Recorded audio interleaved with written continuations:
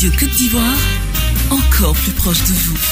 L'Afrique reste confrontée à de nombreux défis à relever, notamment l'approfondissement de la dynamique de transformation structurelle de ses économies à travers la maîtrise de la technologie et la modernisation de l'administration, la résolution de manière durable le problème de l'insertion professionnelle des jeunes. Mais tout ceci passe par la réforme des mentalités, pilier de l'émergence. D'où le choix du thème « Comment le changement de mentalité de la jeunesse peut-il contribuer à l'émergence de la Côte d'Ivoire ?» Génération 225, Génération 225. Vous savez donc le thème aujourd'hui, comment le changement de mentalité de la jeunesse peut-il contribuer à l'émergence de la Côte d'Ivoire? Pour en parler, je reçois M. Saouré Konan, il est consultant TIC en entrepreneuriat. Bonjour. Bonjour. Marthe Akissi, elle est journaliste, elle est avec nous. Marthe, bonjour. Bonjour, monsieur Sergesso. Hervé Ayemene, il est écrivain, il est chef des services communication au conseil régional des Grands Ponts. C'est ça, bonjour, monsieur. Bonjour. Puis André Quadio, il est développeur web. Bonjour. Oui, effectivement. Expliquez-nous un peu, développeur web, c'est quoi? Le développeur web, c'est une personne qui conçoit des logiciels, mais basés sur les technologies du web, c'est-à-dire qui fonctionnent avec Internet. D'accord, on vous a compris, merci beaucoup. On a Nyagne Amari, il est conseiller en investissement en ligne. Bonjour. Bonjour, monsieur Issou. Vous faites quoi concrètement? Mon activité est plus basée sur le Bitcoin, qui est une crypto-monnaie. D'accord. Et ça se passe Tout ça, ce sont des thèmes techniques. Alors, pour l'Ivoirien lambda qui est quelque part, qui écoute la radio, qu'est-ce qu'il doit retenir? C'est une monnaie. C'est une monnaie qu'on trouve ou bien qu'on manipule. Parlez dans le micro. C'est une monnaie qu'on manipule surtout sur Internet. Et de plus en plus aujourd'hui, les gens s'intéressent au Bitcoin, surtout pour la spéculation. D'accord. C'est-à-dire comment faire des profits. D'accord. Grâce à cela.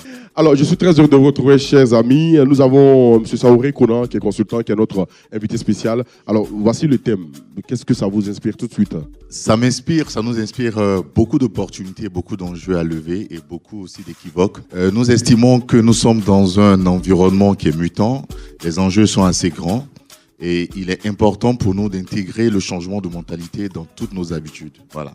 D'accord, c'est qui est bien dit. Marthe Akissi, en tant que journaliste, quand vous voyez le thème tout de suite, tel que c'est libellé, oui, tout de suite, on peut dire que la jeunesse représente la relève, la force motrice de tout développement d'un pays. Alors, il faudrait bien que la jeunesse ait des comportements ou attitudes exemplaires pour que le développement soit effectif dans notre pays. C'est qui est bien dit. Alors, Madame Keïta, pour que le chef de l'État parle de l'Ivoirien nouveau, quelle était la mentalité des jeunes Ivoiriens?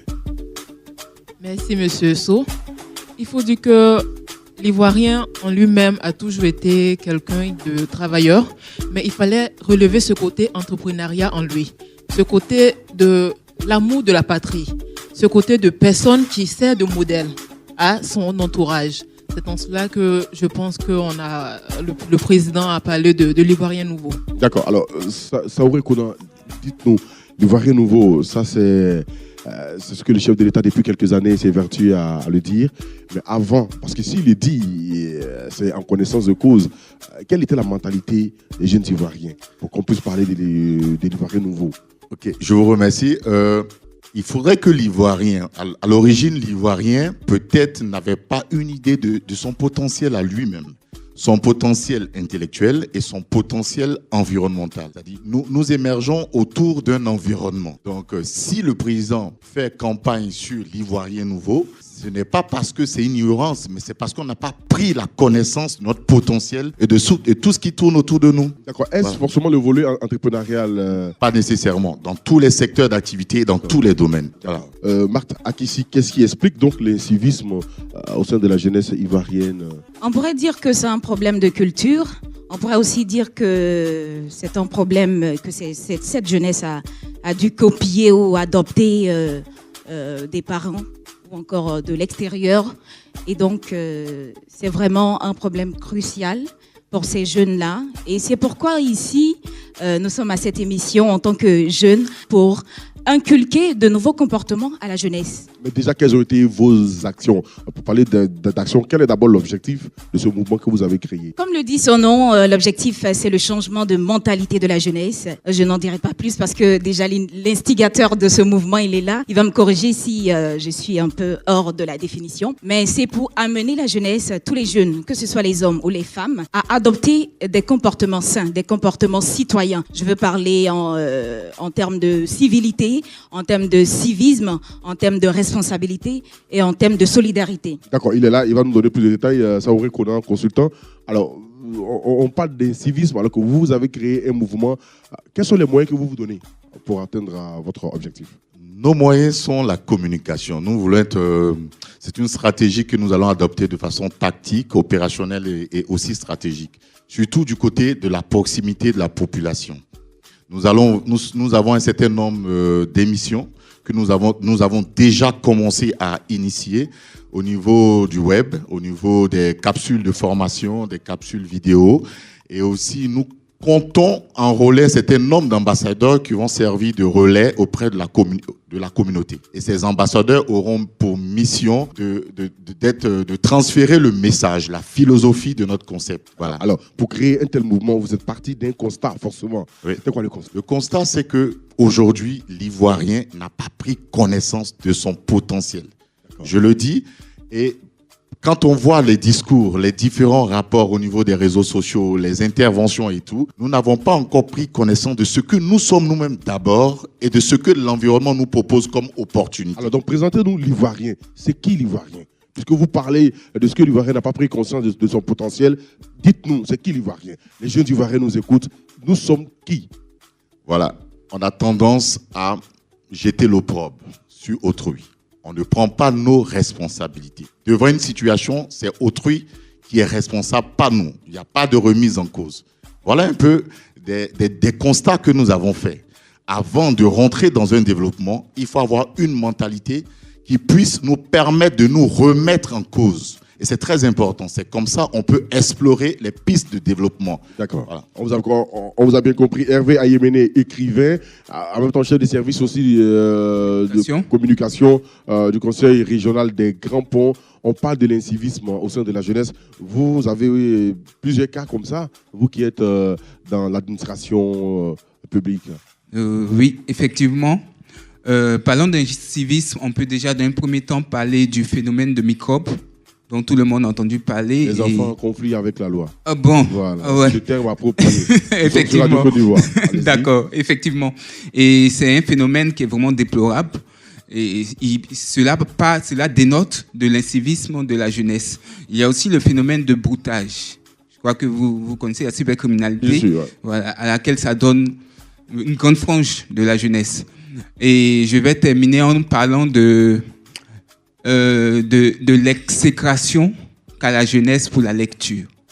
La lecture permet de vraiment faire éclore l'esprit, le potentiel d'un jeune, éventuellement d'une personne lambda. La jeunesse n'aime pas lire. Elle aime tout ce qui est en rapport avec le divertissement, tout ce qui est en rapport avec la facilité. D'accord. Yaya Marie, dites-nous, vous avez vu quelques cas d'incivisme au sein de la jeunesse? Vous pouvez nous en parler? Bien entendu. Nous avons des cas de... Parlez dans le micro. Nous avons des cas de personnes, par exemple, qui choisissent de se faire justice, de se rendre justice elles-mêmes lorsqu'elles subissent un tort. Et donc, on assiste dans certains pays, et même en Côte d'Ivoire récemment. Nous parlons de la Côte d'Ivoire. Oui, oui. D'accord. Donc, on assiste souvent à des manifestations qui ne sont pas autorisées, des manifestations qui ne sont pas encadrées, et tout simplement parce que les personnes se sentent lésées ou bien estiment qu'on leur a causé un tort. Donc, c'est ce genre de comportement-là auquel on veut mettre fin. D'accord, à travers ce mouvement. Oui, oui. André Kouadio, développeur web, vous pensez que la jeunesse ivoirienne a bien capté le message du chef de l'État quand il parle de l'Ivoirien nouveau, avec tout ce qu'on voit, les cas d'incivisme? Vous pensez qu'ils ont capté le message du chef de l'État? Je pense que le message du président de la République a été entendu et la jeunesse ivoirienne est sur la voie. Raison encore pour laquelle vous voyez qu'il y a des jeunes qui sont réunis ici aujourd'hui pour débattre de changement de mentalité. Voilà. Et à ce propos, je voudrais dire que le développement de tout pays passe par l'éducation, comme pouvait le dire Nelson Mandela. Et ces cas d'incivisme on en voit de plus en plus au niveau de notre système éducatif, avec des élèves qui cherchent à avoir des congés à tout prix avant les délais fixés et qui parfois vont jusqu'à employer la violence. Et ce sont des choses qui, ma foi, avec toute l'action qui est entreprise, vont changer. Alors, Saoré Konan, qu'est-ce qui a créé tout ça? Parce qu'on parle tout à l'heure, André Kouadio l'a dit, les élèves qui eux-mêmes se fixent une date pour le congé, et quand ils n'ont pas eu l'approbation de l'administration, alors on casse au procès par la violence. Qu'est-ce qui a engendré tout ça, tous ces désordres au niveau de la jeunesse? En fait, je dis, l'être humain est une vitrine pour lui-même, n'est-ce pas? L'être humain a besoin de repères, de modèles. Je pense que au départ, nous n'avons pas pu retrouver nos repères et nos modèles. Tout est question de modèles. On ne peut que copier ce qui est autour de nous. Donc, on a mal copié, je pense. Ou bien peut-être les instructions, les outils n'ont pas été bien mis en place ou bien canalisés pour accompagner la jeunesse. Matakissi, peut-être qu'il y a un problème de communication, en tant que vous qui êtes journaliste. Peut-être qu'il y a un problème de communication. Oui, vous avez failli à votre devoir, peut-être. Non, pas du tout. Bon, on pourrait dire qu'il y a un problème de communication si cette jeunesse n'arrive pas à cerner donc le comportement citoyen qu'il doit adopter. Mais il faut dire aussi que la jeunesse elle-même doit prendre conscience de ses potentialités, comme l'a dit tout à l'heure le coach Saoré Konan. On peut instaurer des lois, on peut établir des règles, mais il faudrait que cette jeunesse-là s'approprie ces lois, ces règles, pour que le développement soit effectif. Et donc, c'est sur cette lancée que nous sommes, nous, en tant que mouvement Change Your Mind à CYM. Madame Keïta, la famille a un rôle prépondérant à jouer dans cette affaire d'éducation, de changement de mentalité. Oui, effectivement, la famille a un grand rôle, puisque tout part de la famille. Un enfant issu d'une famille doit être censé avoir une éducation, est censé avoir des repères. C'est-à-dire la famille constitue le premier modèle, comme je l'ai toujours dit, des enfants. Si l'enfant voit des parents, par exemple, qui se chamaillent à tout moment, qui utilisent des gros mots, des parents qui se battent, effectivement que l'enfant va copier ce modèle. Il va se dire, les parents sont ainsi, pourquoi est-ce que moi aussi je ne serai pas ainsi, puisque je copie peut-être mon père ou ma mère. Si les parents sont des modèles pour des enfants, sont des personnes vraiment qui adoptent toutes les valeurs, qui ont des principes, qui ont des bonnes pratiques, je pense que les enfants pourront copier ces modèles-là. Parce qu'un enfant, avant même de sortir, de pouvoir voir celui qui est à la télé, de pouvoir voir telle personne, il voit ses parents. D'accord. Saoré Konan, vous, en tant que coach, est-ce que dans votre démarche, vous avez pris en compte la cellule familiale, c'est-à-dire dans votre approche de communication, est-ce que la famille occupe une place prépondérante? Très importante. Comme elle a dit, ma collaboratrice Shakira, tout commence par la famille. C'est-à-dire l'environnement de proximité, c'est la famille. C'est là qu'on héberge les enfants, c'est là qu'on les éduque. Donc, il y a un certain nombre de repères qu'il faut recentrer au niveau de l'éducation de l'enfant. Expliquez-nous, quels sont ces repères-là quand on parle de cellule familiale? Alors, bon, il y a l'intégrité, il y a des valeurs qu'il faut mettre au devant d'une famille. La loyauté, la fidélité, l'intégrité. Donc, avant d'accuser l'État, le gouvernement, il y a un travail. Il y a peut-être un échec qui a été constaté au niveau de la cellule familiale. Il y a une démission totale. Une démission et on le constate, c'est ça.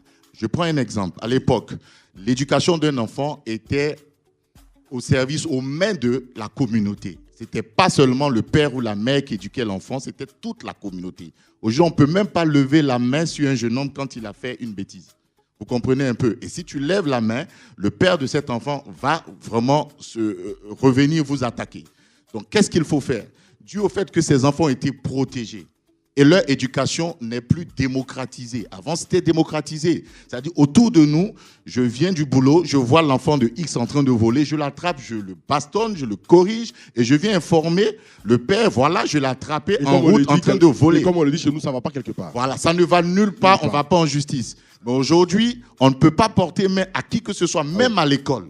Donc, vous voyez que déjà, l'enfant est protégé, et il peut se laisser à des activités qui ne soient pas bonnes. Voilà. Donc, il y a certaines valeurs telles que, par exemple, le respect de l'autorité, par exemple, le respect de l'autorité parentale, de l'autorité civile, de l'autorité dans laquelle nous vivons, n'est-ce pas? Montrer aux enfants qu'il y a certains repères et certaines références qu'il faut respecter avant de sortir de la famille. Coach, dites-nous, est-ce que, en parlant des changements de mentalité au niveau de la jeunesse ivoirienne, est-ce que la religion a aussi sa place? Elle a une très grande place. Nous utilisons tous les domaines. En fait, ce que je voulais dire dans ce concept, Ce n'est pas un concept nouveau. Ce sont des concepts qui étaient déjà là, mais nous utilisons tous les services, tous les canaux qui peuvent nous aider à dessiner, à caricaturer, à donner un gabarit d'un modèle de jeune en Afrique. À l'époque, le président Houphouët-Boigny disait « Ai-je fait bien faire pour mon pays ce que je dois ?» Alors, est-ce qu'on constate cela au quotidien? Quand vous sortez, quand vous vous promenez à Abidjan, partout en Côte d'Ivoire, est-ce que les jeunes Ivoiriens réfléchissent de cette façon? Marthe? Oui, je pense que la jeunesse d'aujourd'hui, franchement, ne s'aligne pas sur cette pensée de feu Félix Houphouët-Boigny, notre président. Quand on regarde un peu partout l'indiscipline qui règne, le désordre, franchement, c'est écœurant de voir toute cette jeunesse s'adonner à ce genre de pratique-là. Je prends l'exemple dans le transport en commun. Des injures qui se lancent de partout, le manque de respect, l'impolitesse qui règne, franchement, c'est écœurant. Et je pense que si on l'applique pas, voilà, on ne l'applique pas véritablement. Yaya Marie, votre avis? Ai-je fait bien fait pour mon pays ce que je dois? Est-ce qu'on constate cela? Les gens mettent en pratique ce que le président, le père de la nation a prôné? Bon, je pense qu'aujourd'hui, les individus sont de plus en plus égocentriques. Ils ne pensent uniquement qu'à leur intérêt. Ils pensent de moins en moins à la communauté. Et c'est ce qui est dommage, c'est ce qui, malheureusement, pose tous les problèmes qu'on a, les problèmes d'indiscipline. C'est ce qui est triste, malheureusement. D'accord. André Quadio, ai-je fait bien fait pour mon pays ce que je dois? Je pense bien que... Tu te dis cela souvent? Personnellement, je me pose la question. Mais est-ce que les autres réagissent comme ça dans ton entourage? Est-ce que tu vois les jeunes? Non. Malheureusement, non. Parce que, comme il a eu à le souligner, on pense de plus en plus à soi. Et ça part de certaines valeurs qui devaient être inculquées, qu'on n'a pas. Quelles sont ces valeurs-là? Vous parlez des valeurs? Ces valeurs de patriotisme, d'envie de recherche de l'excellence. Quand vous parlez de patriotisme, vous voulez demander aux Ivoiriens de sortir, non, de faire des marches, pas de sortie. Ah non, c'est une question parce qu'à l'époque, c'est ça qu'on entendait. On s'en souvient bien. L'amour pour la patrie. C'est-à-dire que dans toute action que je mène, il faudrait que je sois en train de travailler en ayant la vision de faire quelque chose pour mon pays. D'accord. Je prends le cas des élèves. Allez-y. Qui sont la relève, qui aujourd'hui sont en formation pour pouvoir être les cadres dans l'avenir. Et ces personnes-là doivent se dire qu'elles ne vont pas à l'école pour leurs parents ou pour faire plaisir à quelqu'un. Mais elles vont pour apprendre des connaissances et des compétences qu'elles vont mettre au service de la société. Et donc, si chacun à son niveau se dit que je dois donner le meilleur de moi-même dans ce que je fais, je pense que nous serons en train de travailler tous pour atteindre cet idéal. D'accord. Miss, Madame Keita, pardon, dites-nous. Ça veut dire que je dois aussi me dire que je dois être le meilleur balayeur, c'est ça, du quartier? Parce qu'en me disant, hey, je fais bien faire pour mon pays, c'est que si je suis balayeur de rue, je dois bien le faire. Effectivement. Tout récemment, j'étais à Yamoussoukro. J'ai visité la fondation, certaines grandes bâtisses du feu, le président, le père de la nation. J'ai été encore ébloui parce que c'était un visionnaire. Et je pense que c'est cette vision-là que la jeunesse n'a pas pu la relayer en fait. Maintenant, quand on veut mener des actions, on mène des actions à court terme. Alors qu'il faut voir le futur. Les actions que je vais poser aujourd'hui auront-elles des impacts dans le futur? S'il faut être un balayeur, je balaye pour que les différentes grandes bâtisses qui sont ici dans mon beau pays... Je dois être le meilleur balayeur. En fait. Je pense qu'il faut suivre cette vision-là. Et ce sera vraiment la meilleure des choses. Merci beaucoup. Nous partons en régie pour le point de l'actualité sportive.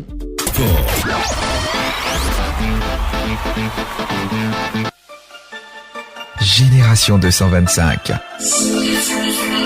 La parole aux jeunes. La parole aux jeunes.